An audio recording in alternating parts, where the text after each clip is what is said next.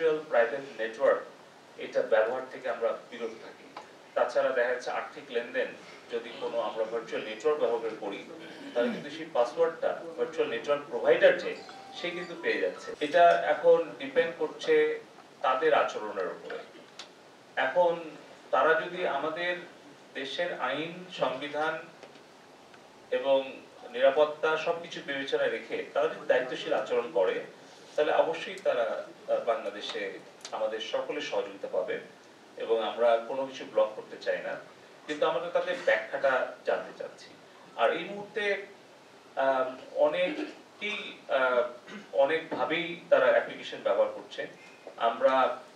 আমরা অনুরোধ শুধু করব যে ভার্চুয়াল প্রাইভেট নেটওয়ার্কটা ব্যবহার করা ঝুঁকিপূর্ণ, অতএব ব্যক্তিগত নিরাপত্তা, ব্যক্তিগত সুরক্ষা এবং তথ্যের সুরক্ষা এই সব কিছু বিবেচনা রেখে যেন ভার্চুয়াল প্রাইভেট নেটওয়ার্ক এটা ব্যবহার থেকে আমরা বিরত থাকি।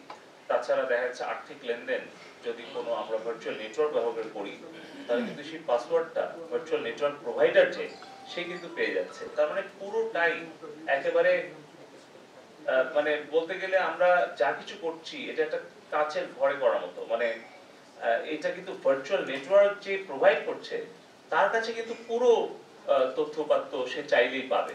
সো এটা একটু ঝুঁকিপূর্ণ হয়, এই বিষয়টা আমরা বলছি। আমরা সাইবার সিকিউরিটি নিয়েও আগামী পরশুদিন একটা মিটিং দিয়েছি, গতকালকেও আমরা একটা এক্সক্লুসিভ মিটিং করেছি। সেখান থেকে অনেক কিছু ঝুঁকি আমরা চিহ্নিত করেছি।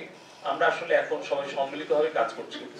তো এই মুহূর্তে আমি নির্দিষ্ট কোনো অ্যাপ্লিকেশনের কথা বলছি না, এটা আমাদের আইন শৃঙ্খলা রক্ষাকারী বাহিনী, গোয়েন্দা সংস্থা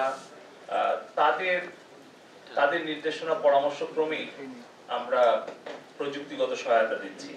ফলে তাদের যখন যেখানে যে ধরনের সহযোগিতা প্রয়োজন হচ্ছে আমরা একসাথেই কাজ করছি সেখানে তাদের সেই সহযোগিতা দেওয়ার জন্য।